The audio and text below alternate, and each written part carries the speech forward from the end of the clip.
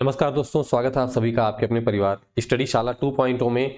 और आज की वीडियो में हम लोग बात करने वाले हैं उत्तर प्रदेश पुलिस कांस्टेबल परीक्षा में यूपी स्पेशल से जितने भी प्रश्न पूछे गए हैं, तो आज की परीक्षा में हम लोग सारे के सारे प्रश्नों को कवर करने वाले हैं। ठीक है, देखिए टोटल 11 सेट है। 11 सेट में 84 नहीं, लगभग इसमें एक प्रश्न छूटा है। टोटल 85 प्रश्न जो है यूपी स्पेशल से उत्तर प्रदेश पुलिस कांस्टेबल की परीक्षा में पूछे जा चुके हैं। ठीक है, तो एक एक करके हम लोग देखिए, यहां पर मैंने पूरा एनालिसिस किया हुआ है कि किस शिफ्ट में कितने प्रश्न पूछे गए हैं। तो यहां पर आप अगर चाहें तो स्क्रीनशॉट लेके देख सकते हैं कि यूपी स्पेशल की कितनी भूमिका होती है जो कांस्टेबल की परीक्षा होने वाली है, पुलिस की परीक्षा होने वाली है, जो कि 18 फरवरी को जो है डेट इसकी प्रस्तावित हुई है। ठीक है, तो आज के सेशन में हम लोग इसको 18/6/2018 का जो दोनों शिफ्ट का पेपर हुआ था और 19/6/2018 का दोनों शिफ्ट का जो पेपर हुआ था, जिसमें कि 18 प्रश्न है, मतलब कि 18 क्या 19 प्रश्न, यहां पर एक प्रश्न छूटा था। ठीक है, तो इन प्रश्नों को आज के सेशन में कवर करने वाले हैं और बाकी का जो शिफ्ट बचा हुआ है इसको हम लोग अगले सेशन में कवर करने वाले हैं। ठीक है, तो चलिए हम लोग शुरू करते हैं। और अगर आप लोगों को मेहनत ये दिखे कि हाँ इसमें मेहनत की गई है, तो आप लोग लास्ट में जाकर के वीडियो को एक बार लाइक जरूर करिएगा। ठीक है, तो आइए हम लोग शुरू करते हैं। देखिए यहां पर है उत्तर प्रदेश पुलिस कांस्टेबल भर्ती परीक्षा जो 18/6/2018 को जो शिफ्ट 1 में हुई थी, उसके बारे में हम लोग उसके सारे प्रश्नों को एक बार हम लोग देखने वाले हैं। ठीक है, देखिए पहला प्रश्न है कि उत्तर प्रदेश के किस शहर को पूर्व का ग्रास के नाम से जाना जाता है। तो इसका राइट आंसर होगा पूर्व का ग्रास। देखिए पूर्व का ग्रास जो है ये फ्रांस का ग्रास, फ्रांस का एक शहर है जो किसके लिए मशहूर है, इत्र के लिए मशहूर है, खुशबू के लिए मशहूर है। तो आप जानते हैं खुशबू के लिए उत्तर प्रदेश में कौन सा है, कन्नौज। तो आपका कौन सा डी वाला आंसर एकदम राइट हो जाएगा। अगला हमारा प्रश्न है दूसरा वाला जो इसमें है, हॉकी के दिग्गज खिलाड़ी मेजर ध्यानचंद का जन्म कहां हुआ था। देखिए इन प्रश्नों को करने का सबसे बड़ा मोटिव ये है कि आपको पता चलेगा कि कहां से ज्यादा क्वेश्चन पूछे जाते हैं। ठीक है, देखिए तो हॉकी के दिग्गज खिलाड़ी जो मेजर ध्यानचंद जी हैं, इनका जन्म कहां पर हुआ था। तो इनका जन्म हुआ था इलाहाबाद में। कब हुआ था दोस्तों, तो 29 अगस्त 1905 को इलाहाबाद में हुआ था। और 29 अगस्त को हम लोग इन्हीं के जन्मदिन को किस दिवस के रूप में मनाते हैं, तो ये मनाते हैं हम लोग खेल दिवस के रूप में मनाते हैं। ठीक है, चलिए अगला प्रश्न है हमारा। देखिए तीसरा प्रश्न है हमारा कि मुंशी प्रेमचंद का जन्म कहां हुआ था। तो मुंशी प्रेमचंद का जो जन्म था दोस्तों ये हुआ था वाराणसी में। वाराणसी में कहां, वाराणसी में एक लमही नामक स्थान है, तो यहां पर इनका जन्म हुआ था। इनका जो है नाम क्या था उस समय, तो नाम इनका था, बचपन का नाम जिसे कहते हैं धनपत राय जो है इनका नाम था। तो ये भी आप ध्यान में रखेंगे। बनारस में मुंशी प्रेमचंद का जन्म हुआ था। इन्होंने एक पत्रिका का संपादन में भी किया था। कौन सी पत्रिका थी, हंस पत्रिका का संपादन भी किया था, जो कि परीक्षा में आपके पूछा जा सकता है, इंपॉर्टेंट है। ठीक है, अगला प्रश्न चौथा, निम्नलिखित में से कौन सा उत्तर प्रदेश का सबसे पुराना विश्वविद्यालय है। तो उत्तर प्रदेश का सबसे पुराना विश्वविद्यालय हम लोग देखते हैं। देखिए अलीगढ़ जो था ये 1875 में बना था। ठीक है, उसके बाद जो बनारस आपका है ये 1916 में इसकी स्थापना हुई थी।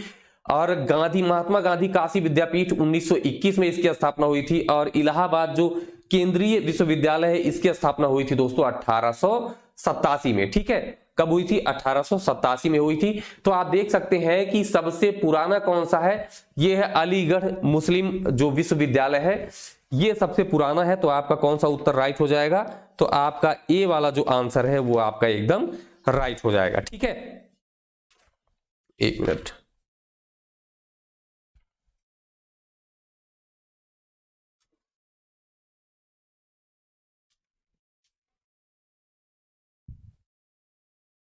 ठीक है, चलिए अब देखिए आपका पांचवा प्रश्न इसमें है, प्रसिद्ध सूफी संत शेख सलीम चिश्ती की दरगाह उत्तर प्रदेश के खाली स्थान में स्थित है, मतलब किस जिले में स्थित है। तो यहां पर आपके सामने ऑप्शन जौनपुर, कन्नौज, फतेहपुर सीकरी, बाराबंकी। तो आप तुरंत बताएंगे कि कहां पर है, फतेहपुर सीकरी में है। किसने बनवाया था, तो ये बनवाया था अकबर ने। ठीक है, क्यों बनवाया था, तो जो सूफी संत थे उनके सम्मान में बनवाया था। सलीम किसका नाम था, तो सलीम जो है अकबर के पुत्र जहांगीर का नाम था सलीम। कहां पर है सलीम शेख चिश्ती की दरगाह, तो ये आपका है फतेहपुर सीकरी में। इसको आप एकदम दिमाग में बैठा लीजिए, ये प्रश्न कई बार पूछा जा चुका है। ठीक है, बाराबंकी में एक मेला लगता है, कौन सा मेला लगता है दोस्तों, देवा शरीफ मेला लगता है, ये भी आपको ध्यान में रखना है। चलिए आगे है छठा प्रश्न, उत्तर प्रदेश का राजकीय फूल कौन सा है? तो राजकीय फूल कौन सा है? पलाश, जिसे एक और नाम से भी जाना जाता है, टेसू के नाम से भी जाना जाता है पलाश को, तो ये भी आप ध्यान में रखेंगे। ठीक है, चलिए नेक्स्ट हमारा क्वेश्चन है। अच्छा, एक यहां पर और भी आप नोट कर सकते हैं कि इसको कब जो है राजकीय पुष्प के तौर पे अपनाया गया था। तो ये 4 जनवरी 2011 को, 4 जनवरी 2011 को जो है इसे अपनाया गया था, मतलब पलाश को राजकीय पुष्प घोषित किया गया था उत्तर प्रदेश का। सातवां प्रश्न है कि हम दिसंबर 2016 में भारतीय रेल ने आनंद विहार और किस शहर के बीच पहली हमसफर श्रेणी के ट्रेन की शुरुआत की थी? ये उस समय करंट से जोड़ करके प्रश्न था। ठीक है, तो इसको आप ध्यान में रखेंगे। कहां से शुरू हुआ था? तो ये शुरू हुआ था दोस्तों गोरखपुर से शुरू हुआ था। ये 15 दिसंबर को शुरू हुआ था, 15 दिसंबर 2016 को। तो आपका राइट आंसर कौन सा हो जाएगा? गोरखपुर। अब बलिया यहां पर है, तो बलिया दोस्तों ध्यान में रखेंगे। देखिए, यूपी का जो सबसे पूर्वी जिला कौन सा है? सबसे पूर्वी जिला है आपका बलिया, तो ये भी आपको ध्यान में रखना है। सबसे जो है उत्तरी जिला कौन सा? देखिए, पूर्वी पश्चिमी, पश्चिमी आपका है शामली। ठीक है, ये आप ऐसे बना के याद करते जाइए ताकि गलत ना हो। उत्तर में कौन सा है? तो उत्तर में आपका है सहारनपुर, और दक्षिण में आपका कौन सा है? तो सबसे दक्षिण में आपका सोनभद्र। तो ये 4 जिले आपको एकदम अच्छे से याद रखने हैं। ठीक है, 8वां जो प्रश्न था इसमें पूछा गया था वो है, निम्नलिखित भारतीय राज्यों में से किस राज्य में द्विसदन विधान मंडल नहीं है? तो देखिए, यहां पर थोड़ा सा उस समय के जो ऑप्शन पूछे गए थे उसके हिसाब से देखिए, जम्मू कश्मीर में भी नहीं है। ठीक है, और आपका दूसरा तमिलनाडु, तो इसमें आपका सी वाला उत्तर हो जाएगा, मतलब कि इन दोनों में नहीं है, ये आप ध्यान में रखेंगे। ठीक है, तो दोनों में द्विसदन विधान मंडल नहीं है, तो ये आपको ध्यान में रखना है। ठीक है, द्विसदन विधानमंडल का क्या होता है? विधान सभा और विधान परिषद। क्या क्या होता है? विधान सभा और विधान परिषद, ये उत्तर प्रदेश के विधानमंडल के द्विसदन जो होते हैं, दोनों सदन ये हैं उसमें। ठीक है, विधानसभा और विधान परिषद, तो ध्यान में रखेंगे। तो अगर हम बात करें कि कितने राज्यों में 2 सदन है, तो आप कहेंगे कि 6 राज्यों में 2 सदन है। एक तो उत्तर प्रदेश है, दूसरा कर्नाटक है। ठीक है, आपको सारे के सारे राज्य इस तरह से पता होने चाहिए। ठीक है, उत्तर प्रदेश है आपका, कर्नाटक है, उसके बाद अगर देखें तो तेलंगाना है। ये 2 राज्य आप देख लेंगे यहां से, तेलंगाना हो जाएगा। ठीक है, बिहार हो जाएगा जो कि आपका पड़ोसी राज्य है, तेलंगाना बिहार। और हम बात करें तो आंध्र प्रदेश है और महाराष्ट्र है। तो 4 ये और 2 ये, इनमें द्विसदन जो है विधानमंडल है, तो ये आप ध्यान में रखेंगे। ठीक है, तो ये 8 प्रश्न थे जो पहले शिफ्ट में पूछे गए थे। अब अगर हम बात करें कि दूसरे शिफ्ट के जो प्रश्न थे उनको हम लोग एक बार देख लेते हैं। ठीक है, चलिए, पहला है कि अप्रैल 2018 में उत्तर प्रदेश सरकार द्वारा गंगा नदी के जल ग्रहण क्षेत्र में हरित क्षेत्र को बढ़ाने और मृदा अपरदन को रोकने के लिए निम्न में से किस योजना की शुरुआत की गई थी? ठीक है, तो मृदा अपरदन को रोकने के लिए किस जो है योजना की शुरुआत की गई थी? तो इसमें यह था दोस्तों ना कि गंगा नदी के किनारे जो 27 जिले हैं, 27 जिलों में ये योजना शुरू की गई थी। कौन सी? गंगा हरितिमा योजना। आपका बी वाला ऑप्शन एकदम राइट हो जाएगा। अब देखिए, यहां पर ये जो है, यहां पर ये जो दूसरा प्रश्न है ना, ये करंट से जोड़ करके है कि निम्न में से उत्तर प्रदेश के किस भारोत्तोलक ने राष्ट्रमंडल खेल 2018, क्योंकि ये 2018 का पेपर था, में स्वर्ण पदक प्राप्त किया? तो किसने प्राप्त किया था दोस्तों? पूनम यादव ने प्राप्त किया था। ये कहां की खिलाड़ी थी? तो वाराणसी की एथलीट थी जिन्होंने जो है ये पदक जीता था। ठीक है, तो ये मान लीजिए उस समय का करंट का क्वेश्चन है, तो इसको ध्यान में उतना ज्यादा जरूरी नहीं है रखना। अगला प्रश्न था, महर्षि वाल्मीकि का आश्रम ब्रह्मवर्त में स्थित था, जो वर्तमान में उत्तर प्रदेश के किस स्थान में है, या कह सकते हैं आप किस जिले में है? ठीक है, देखिए, ब्रह्मवर्त का ये जो नया नाम है, ये बिठूर का पुराना नाम था ब्रह्मवर्त। किसका? बिठूर का। बिठूर कहां पर है दोस्तों? तो बिठूर जो है ये कानपुर में है। तो ये आप ध्यान में रखेंगे कि महर्षि वाल्मीकि का जो आश्रम है वो बिठूर कानपुर में है, तो ये आपको अच्छे से ध्यान में रखना है। ठीक है, बिठूर कानपुर। चलिए आगे चलते हैं। अब देखिए, कानपुर जो है ये गंगा नदी के किनारे बसा हुआ शहर है, तो जो बिठूर आप आश्रम मानेंगे वो भी कहां पर होगा? गंगा नदी के किनारे ही होगा, तो ये भी आप ध्यान में रखेंगे। अगला आपका प्रश्न है, राष्ट्रीय कवि मैथिली शरण गुप्त का जन्म उत्तर प्रदेश के किस जिले में हुआ था? तो मैथिली शरण गुप्त जी का जो जन्म हुआ था वो किस जिले में हुआ था? आपका राइट आंसर हो जाएगा डी वाला, झांसी जिले में हुआ था। बहुत ब्रीफ हम लोग करके नहीं चल रहे हैं क्योंकि जो है समय बहुत लंबा हो जाएगा, तो कोई उतना ज्यादा फायदा इसमें नहीं होगा। यूपी की क्लास आपको मिलने वाली है, तो वहां पर इसको आप अच्छे से पढ़ सकते हैं। ठीक है, पांचवा प्रश्न, मथुरा कला किसके काल के दौरान अपने शीर्ष पर था? तो जो मथुरा कला शैली थी वो कनिष्क एक शासक था, ठीक है, उसी के शासन काल के दौरान अपने चरम काल पर थी। और ये किस जो है उसका शासक था? तो ये कुषाण वंश का शासक था। तो आपका कौन सा सी वाला उत्तर इसमें एकदम राइट हो जाएगा। छठवां आपका प्रश्न है, गुप्त काल का टेराकोटा पक्की मिट्टी की ईंटों से बना भीतरगांव मंदिर उत्तर प्रदेश के किस जिले, खाली स्थान है मतलब किस जिले में स्थित है? तो गुप्त काल का देखिए, अब टेराकोटा जैसे ही आप देखेंगे तो आप कहेंगे टेराकोटा तो किसके लिए प्रसिद्ध है? गोरखपुर की कला है तो वहां के लिए प्रसिद्ध है, लेकिन यहीं पर आप जाकर के गलती कर देंगे, ठीक है। तो इसमें चित्रकूट, कानपुर, गोरखपुर, वाराणसी में से जो आपका सही उत्तर हो जाएगा ये हो जाएगा कानपुर, क्योंकि यहां पर भीतरगांव मंदिर की बात हो रही है। और भीतरगांव मंदिर कहां पर है दोस्तों? तो ये आपका है कानपुर में। तो इसे आप अच्छे से ध्यान में रखेंगे। अगला प्रश्न है, वाराणसी के विश्वनाथ मंदिर का निर्माण के द्वारा किया गया, किसके द्वारा किया गया है? तो वाराणसी के जो ये मंदिर है ना, इसको देखिए कई बार नष्ट भी किया गया था, लेकिन इसका जो निर्माण कराया गया वो रानी अहिल्याबाई के द्वारा कराया गया। कब कराया गया था दोस्तों? तो ये 1780 में कराया गया था। तो इसको भी आप ध्यान में रखेंगे, ठीक है। आठवां आपका प्रश्न है, उत्तर प्रदेश के लोकायुक्त जो कि भ्रष्टाचार विरोधी प्राधिकरण का पद में सृजित किया गया, मतलब किस सन में सृजित किया गया? तो इसे भी आप ध्यान में रखेंगे। देखिए दो चीजें हैं, एक तो लोकायुक्त अधिनियम आया था, कौन सा था? जो लोकायुक्त अधिनियम था ये आया था 1975 में, लेकिन जो नियुक्ति की गई मतलब कि पद जो सृजित किया गया था ये किया गया था 1977 में। तो आपका ऑप्शन कौन सा सही हो जाएगा? डी वाला आपका राइट आंसर हो जाएगा। तो याद रखेंगे लोकायुक्त अधिनियम कब आया था? 1975 में। नियुक्ति कब हुई थी? 1977 में नियुक्ति हुई थी। तो इसे आप क्या करेंगे? एकदम अच्छे से ध्यान में रखेंगे, ठीक है। चलिए नेक्स्ट हमारा क्वेश्चन है, फर्रुखाबाद में गंगा नदी के किनारे मुगल घाट का निर्माण बादशाह ने करवाया था। तो किसने फर्रुखाबाद में गंगा नदी के किनारे मुगल घाट का निर्माण करवाया था? तो जो मुगल घाट का निर्माण करवाया था वो करवाया था दोस्तों औरंगजेब ने। आपका बी वाला जो आंसर है एकदम राइट हो जाएगा कि औरंगजेब ने करवाया था, ठीक है। अगला हमारा प्रश्न हो जाएगा 10वां कि निम्न में से किस लोक नृत्य का आयोजन बुंदेलखंड क्षेत्र में फसल कटाई के समय किया जाता है? देखिए यहां पर एक चीज आप ध्यान में रखेंगे कि फसल कटाई के समय, ठीक है, यहां पर है कर्मा। आपका ए वाला जो ऑप्शन है कर्मा, कर्मा जो दोस्तों मनाया जाता है ये सोनभद्र और मिर्जापुर में। कहां पर मनाया जाता है? सोनभद्र और मिर्जापुर, ठीक है। यहां पर जो है ये आयोजित किया जाता है सोनभद्र और मिर्जापुर में। और दोस्तों कौन मनाता है? तो ये खरवार जनजाति, ठीक है, खरवार जनजाति के जो लोग हैं उनके द्वारा मनाया जाता है, ठीक। बाकी अगर बात करें छोलिया, तो छोलिया जो नृत्य है ये राजपूतों के द्वारा उनके विवाह के अवसर पर मनाया जाता है। कब? विवाह के अवसर पर राजपूतों के द्वारा मनाया जाता है। तो ये भी आप ध्यान में रखेंगे। चरकुला जो नृत्य है दोस्तों, तो चरकुला जो है ये ब्रज क्षेत्र का नृत्य है। कैसा नृत्य है? ब्रज क्षेत्र का नृत्य। इसमें रथ का जो पहिया होता है ना, इस पे क्या करते हैं? घड़े रख लेते हैं और घड़े रख के उसके बाद इसको सर पे रख लेते हैं, पहिए को इस पे घड़े रखे होते हैं और नृत्य करते हैं। तो ये चरकुला आप याद रखेंगे। शायरा जो नृत्य होता है दोस्तों ये बुंदेलखंड क्षेत्र में फसल कटाई के समय किया जाता है। तो आपका कौन सा ऑप्शन सही हो जाएगा?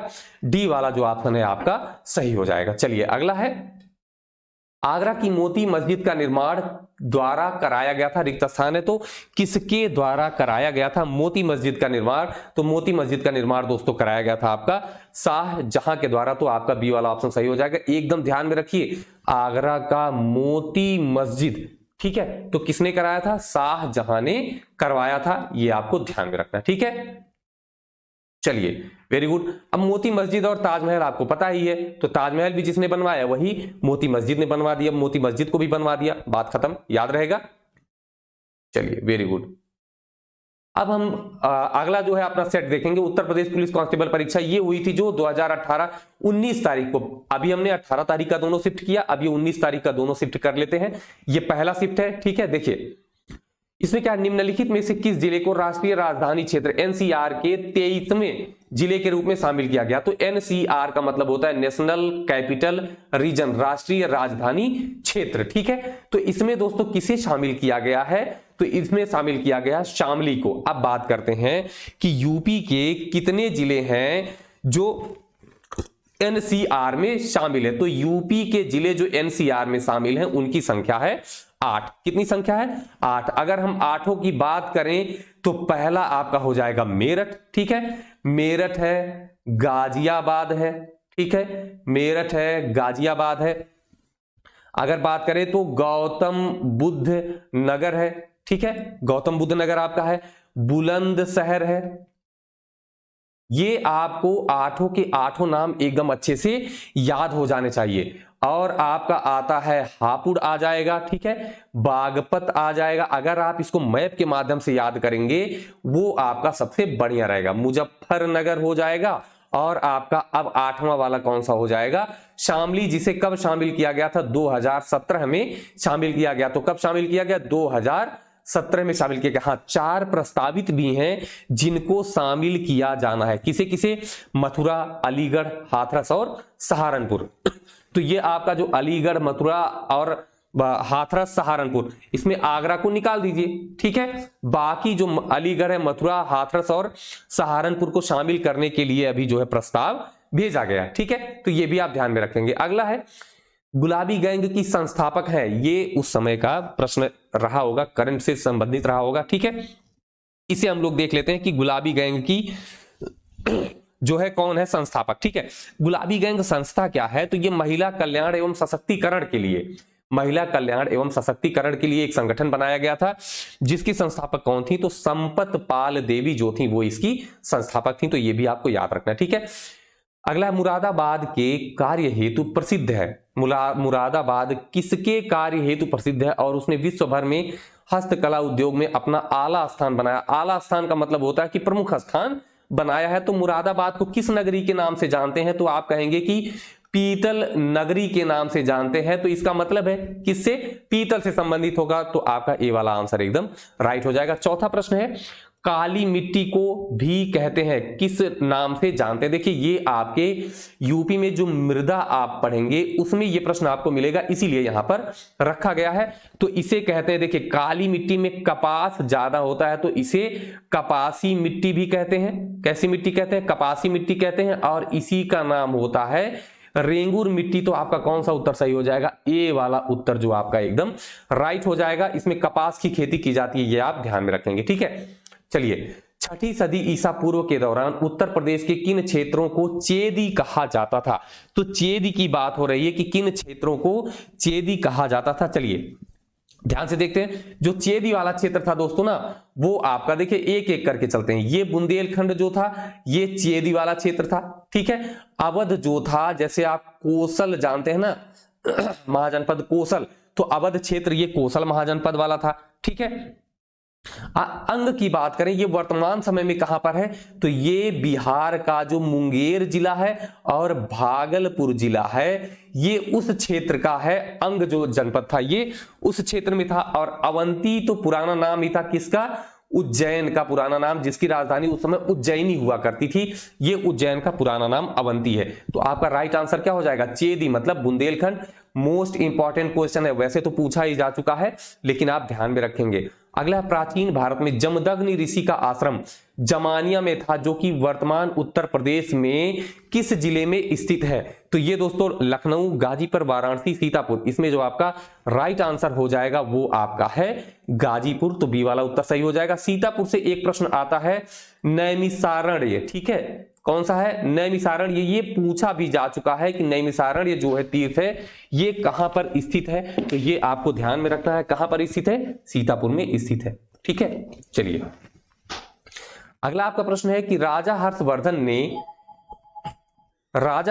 ने भद्र विहार नामक ज्ञान के एक बृहद केंद्र की स्थापना की थी। देखिए हर्षवर्धन से संबंधित अगर प्रश्न आपका आता है तो आप उत्तर क्या लगाएंगे? क्योंकि हर्षवर्धन ने अपनी राजधानी ही किसे बनाई थी? कन्नौज को बनाई थी। तो आपका उत्तर क्या हो जाएगा? कन्नौज, जिसे हम इत्र नगरी के नाम से भी जानते हैं। तो कन्नौज आपका राइट आंसर हो जाएगा, ठीक है। चलिए नेक्स्ट हमारा है मोस्ट इंपॉर्टेंट प्रश्न है, ये कई बार पूछा जा चुका है, यूपी टेट वगैरह में भी पूछा जा चुका है।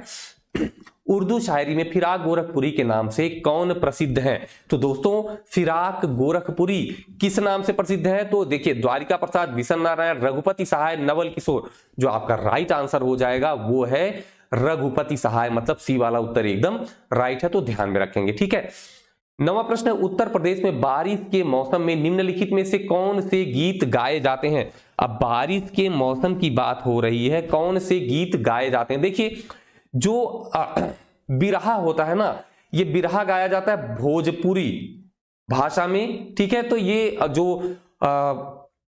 उत्तर प्रदेश का पूर्वी क्षेत्र है और बिहार से सटा हुआ क्षेत्र, वहां पर बिरहा चलता है। ठीक है, रसिया जो आपका गाया जाता है ये ब्रज में रसिया गाया जाता है। चैती की अगर हम बात करें दोस्तों तो चैती, ठीक है, चैती के बारे में हम लोग क्लास में देखेंगे। ठीक है, कजरी की अगर हम बात करें तो कजरी जो गाया जाता है दोस्तों यही होता है बारिश के मौसम में। कौन सा गीत गाया जाता है? कजरी। और इसकी उत्पत्ति कहां से मानी जाती है? तो इसकी उत्पत्ति मानी जाती है मिर्जापुर से, तो ये इंपॉर्टेंट आपका होगा। ठीक है, तो ये आपको ध्यान में रखना है, कजरी बारिश के मौसम में। कौन सा? डी वाला उत्तर आपका सही हो जाएगा, कजरी गाया जाता है। ठीक, अगला आपका प्रश्न है, देखिए प्रसिद्ध सूफी संत नाम बताना है आपको कि वार्षिक उर्स के अवसर पर हिंदू कैलेंडर के कार्तिक महीने प्रतिवर्ष बाराबंकी में देवा मेला, देखिए देवा शरीफ मेला मैंने बताया था अभी शुरू में ही, आयोजित किया जाता है। तो यहां पर यह पूछा गया कि किसके लिए आयोजित किया जाता है। ठीक है, तो यह आपका आयोजित किया जाता है वारिस अली शाह। तो ये आप ध्यान में रखेंगे, बी वाला आंसर आपका राइट हो जाएगा कि वारिस अली शाह के उर्स के अवसर पर इसे जो है मनाया जाता है, इस मेले को मनाया जाता है। ठीक, चलिए अगला आपका प्रश्न है, ये मैपिंग से रिलेटेड है थोड़ा सा। 11वां प्रश्न है कि निम्नलिखित में से कौन सा देश भारतीय राज्य उत्तर प्रदेश से सीमा साझा करता है? तो ये आपको पता ही है कि एक अंतरराष्ट्रीय सीमा है, किससे साझा करता है? तो वो है नेपाल। तो आपका सी वाला उत्तर एकदम राइट हो जाएगा। ठीक है, अब हम लोग देखते हैं 19/6/2018 का शिफ्ट 2 वाला जो पेपर था। अभी तो हमने शिफ्ट 1 वाला किया है, अब हम लोग शिफ्ट 2 वाला देख लेते हैं। ठीक है, पहला प्रश्न है आपका, निम्न में से कौन सी नदी भारत में ब्रह्म घाट पर कर्नाली नदी से जुड़ती है और घाघरा नदी बन जाती है? ठीक है, तो कौन सी नदी ब्रह्म घाट पर जुड़ती है? कर्नाली नदी से कौन सी नदी जुड़ती है और जुड़ने के बाद घाघरा बन जाती है? तो देखिए कर्नाली जो है ना, ये है नेपाल की नदी और नेपाल की सबसे लंबी नदी भी है कर्नाली। ठीक है, ये ब्रह्म घाट पर जुड़ती है। कौन सी ये जुड़ती है दोस्तों, एक नदी आकर के इसमें जुड़ती है और उसके बाद वो घाघरा के नाम से आगे बढ़ जाती है। तो कौन सी नदी जुड़ती है? गंडक, राप्ती या सरयू? तो शारदा। कौन सी? तो सी वाला उत्तर आपका सही हो जाएगा, शारदा नदी आकर के जुड़ती है। ठीक है, अगला है दूसरा प्रश्न, एक रंग बिरंगा है और मंत्र मुग्ध कर देने वाला मेला है। ठीक है, तो ये कौन सा मेला है जो रंग बिरंगा और मंत्र मुग्ध कर देने वाला मेला है, जो प्रत्येक वर्ष उत्तर प्रदेश के मेरठ में होली के कुछ दिनों बाद मनाया जाता है? इंपॉर्टेंट प्रश्न है, कई बार पूछा गया है। ठीक है, कौन सा मेला है दोस्तों? तो ये है नौचंदी मेला आपका। देखिए कुंभ मेला जो है ये कब आयोजित होता है? तो प्रत्येक 12 वर्ष पर आयोजित होता है दोस्तों। ये 4 जगह पर आयोजित होता है। कहां कहां पर? प्रयागराज में आयोजित होता है, उज्जैन में आयोजित होता है, नासिक में आयोजित होता है और हरिद्वार में आयोजित होता है। नौचंदी मेला आपका हो गया मेरठ में। गंगा मेला जो है ये होता है आपका वाराणसी में, एक गंगा मेला है और एक है बिठूर गंगा मेला। कौन सा? बिठूर गंगा मेला। और बिठूर आपको पता है कहां पर है? कानपुर में है। तो बिठूर गंगा मेला कहां पर लगता है? कानपुर में लगता है, ध्यान में रखेंगे। और आपका एक और डी वाला जो बच रहा है मेला, सिकरी मेला। ठीक है, तो सिकरी मेला दोस्तों कहां पर लगता है? तो ये लगता है गाजियाबाद में। कहां पर? गाजियाबाद में लगता है, तो इसे भी आप ध्यान में रखेंगे। अगला आपका प्रश्न है, उत्तर प्रदेश का क्षेत्रफल देश के कुल क्षेत्रफल का लगभग कितने प्रतिशत है? तो आपको पता है कि उत्तर प्रदेश का जो टोटल क्षेत्रफल है ये 2,40,928 वर्ग किलोमीटर है। ठीक है, और ये पूरे भारत के क्षेत्रफल का 7.33% है, जो कि इंपॉर्टेंट क्वेश्चन है, इसे भी आप ध्यान में रखेंगे। ठीक है, चौथा प्रश्न है, 6वीं शताब्दी ईसा पूर्व के दौरान मथुरा के आसपास के क्षेत्र को कहा जाता था? तो मथुरा के आसपास के क्षेत्र को कहा जाता था, देखिए मैं आपको एक एक करके सबको बताते चलता हूं, ठीक है। देखिए जो पांचाल है ये रुहेलखंड, पीलीभीत, बरेली वाला जो क्षेत्र, बरेली नहीं सॉरी, बदायूं बुलंदशहर वाला जो क्षेत्र है ना, उसे पांचाल कहा जाता था। और वहीं की थी कौन, पांचाली, ठीक है। द्रौपदी वहीं की थी, इसीलिए इन्हें पांचाली कहा जाता था। तो ये पांचाल कौन सा क्षेत्र है, ये मथुरा के पास का क्षेत्र तो है नहीं, ठीक है। रुहेलखंड का क्षेत्र है, ये भी आप ध्यान में रखेंगे। इसके बाद अगर हम बात करें अंग की, तो अंग जो है ना, ये आपका अभी मैंने बताया था भागलपुर बिहार, ठीक है। मुंगेर और भागलपुर बिहार का क्षेत्र है। सुरसेन की अगर बात करें तो सुरसेन जो आपका है ना, ये ब्रजमंडल क्षेत्र है। कौन सा, ब्रजमंडल क्षेत्र में आता है।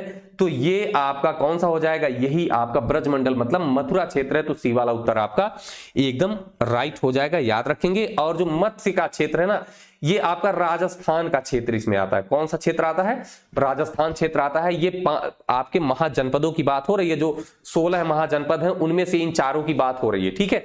तो आपको ये भी तैयार करना होगा। अभी तक हम लोगों ने देखा यूपी स्पेशल में, जो भी अभी तक हम लोगों ने देखा उसमें ज्यादातर प्रश्न कहां से हैं, उत्तर प्रदेश के इतिहास से ज्यादा प्रश्न पूछे गए हैं, ठीक है। अगला, उत्तर प्रदेश में पहली बार 1887 में प्रकाशित होने वाला दैनिक समाचार हिंदुस्तान के संपादक कौन थे। देखिए अभी हम लोग लास्ट में कुछ फैक्ट भी करने वाले हैं, उसे भी आप ध्यान में रखेंगे, ठीक है। देखिए कौन थे दैनिक समाचार पत्र, हिंदुस्तान। वैसे ये इस तरीके से होता है, हिंदुस्तान, ठीक है। तो ये दोस्तों किसने किया था, तो पंडित मदन मोहन मालवीय जो हैं, इनके द्वारा इसका संपादन किया गया था, याद रखेंगे। महावीर प्रसाद द्विवेदी ने एक पत्रिका का संपादन किया, सरस्वती। हरिश्चंद्र जी ने एक पत्रिका कवि वचन सुधा, कौन सी, कवि वचन सुधा का प्रकाशन किया। ये भी आपको ध्यान में रखना है। कहां से, ये बनारस से। अभी हम लोग पत्र पत्रिका के बारे में इंपॉर्टेंट एक बार देख लेंगे, ठीक है। उत्तर प्रदेश में किस वर्ष सभी सरकारी कार्यों के लिए हिंदी का प्रयोग करना कानूनी तौर पर अनिवार्य कर दिया गया था। तो हिंदी का प्रयोग करना कानूनी तौर पर अनिवार्य कब किया गया था, तो ये दोस्तों किया गया था 26 जनवरी 1968 को। कौन सा, 26 जनवरी 1968। तो आपका राइट आंसर हो जाएगा सी वाला, 26 जनवरी 1968 को किया गया था, ठीक है। अब यहां पर अगर हम लोग कुछ और चीजें देख लें तो देखिए सबसे पहले तो राजकीय भाषा के रूप में हिंदी को कब जो है मान्यता मिली थी, तो ये मिली थी अक्टूबर 1947 में मान्यता मिली थी, ठीक है। किसके रूप में, राजकीय भाषा के रूप में इसको मान्यता मिली थी। किसे, प्रथम राजकीय भाषा के रूप में। और उसके बाद अगर हम बात करें कि उत्तर प्रदेश की दूसरी राजकीय भाषा कौन सी है, उर्दू है। और ये कब बनाई गई थी, तो 1989 में बनाई गई थी। तो ये भी आपको ध्यान में रखना, उर्दू उत्तर प्रदेश की दूसरी जो है राजकीय भाषा के रूप में बनाई गई थी। तो ये आपको ध्यान में रखना, ठीक है। ये चीजें आप ध्यान में रखेंगे। चलिए नेक्स्ट है, निम्नलिखित में से बुलंदशहर का लोकप्रिय लोकगीत कौन सा है। तो बुलंदशहर का लोकप्रिय लोकगीत की बात हो रही है दोस्तों। तो लोकगीत देखिए बुंदेलखंड में आपने आल्हा उदल के बारे में सुना होगा ना, तो वहां पर लोकप्रिय लोकगीत कौन सा है, आल्हा, ठीक है। तो आल्हा उदल जो भाई थे उनके बारे में जो वीर रस की कविताएं आप सुनते आते हैं, तो वही है आल्हा उदल की कविता। ये कहां पर, बुंदेलखंड में लोकप्रिय लोकगीत है वहां का। तो ये एकदम इंपॉर्टेंट है, आप इसे ध्यान में रखेंगे, ठीक है। तो यहां तक की क्लास आज। और अब हम लोग कुछ फैक्ट को देख लेते हैं। फैक्ट हम लोग कौन कौन सा देखने वाले हैं, देखिए पत्र पत्रिकाएं इंपॉर्टेंट जो है उसे हम लोग देख लेते हैं। पहला, उदत्त मार्तंड हिंदी का प्रथम पत्र था। ये पूरे भारत का हिंदी का प्रथम पत्र था। कब, 1826 में। कहां से, कोलकाता से। किसने संपादित किया, तो पंडित जुगल किशोर के द्वारा इसका संपादन किया गया। दूसरा, बनारस अखबार जिसका संपादन 1845 से शुरू हुआ दोस्तों। ये प्रदेश से मतलब उत्तर प्रदेश से निकलने वाला पहला हिंदी पत्र था जो कि साप्ताहिक था। किसने संपादन किया, गोविंद रघुनाथ धत्ते के द्वारा इसका संपादन किया गया, बनारस अखबार का। तो ये भी आपको ध्यान रखना, कहां से किया गया, तो बनारस अखबार है, बनारस से ही किया गया था, ठीक है। नेक्स्ट हमारा है तत्वबोधिनी, इंपॉर्टेंट है, याद रखेंगे कि 1865 से शुरू किया गया। कहां से, बरेली से। और गुलाब शंकर जी के द्वारा ये ब्रह्म समाज के विचार जो थे ना, उस विचारधारा के प्रचार के लिए जो है इसको जो है इसका प्रकाशन किया गया था। कवि वचन सुधा 1867 में। कहां से, बनारस से। किसने किया था, भारतेंदु हरिश्चंद्र जी के द्वारा कवि वचन सुधा का संपादन किया गया था। अगला, ब्राह्मण पत्रिका का संपादन 1853 में कानपुर से किया गया। किसने किया, प्रताप नारायण मिश्र जी के द्वारा किया गया था, इंपॉर्टेंट प्रश्न है। और हंस पत्रिका का संपादन 1930 में मुंशी प्रेमचंद जी के द्वारा कहां से, वाराणसी से किया गया। इनका बचपन का नाम क्या है, ये बार बार पूछा जाता है। तो इनके बचपन का नाम है धनपत राय। क्या नाम है, धनपत राय। और अभी पूछा गया था कि इनका जन्म कहां पर हुआ था, तो इनका जन्म हुआ था वाराणसी में। ये भी आपको ध्यान में रखना। और वहीं से इन्होंने पत्रिका का संपादन भी किया था। तो दोस्तों आज की क्लास कैसी लगी कमेंट बॉक्स में आप लोग जरूर बताइएगा। और इसका जो दूसरा वाला पार्ट है, जो बचे हुए शिफ्ट हैं अभी, वो आपको जल्दी ही उपलब्ध करा दिए जाएंगे। तो दोस्तों जुड़े रहिए, बने रहिए चैनल के साथ, और आपको यूपी स्पेशल से रिलेटेड और भी क्लासेस एक एक करके प्रोवाइड कराना शुरू हो जाएगी। तो चलिए फिर मिलेंगे दोस्तों, आज की क्लास यहीं पर समाप्त होगी। तब तक के नमस्कार, धन्यवाद, जय हिंद।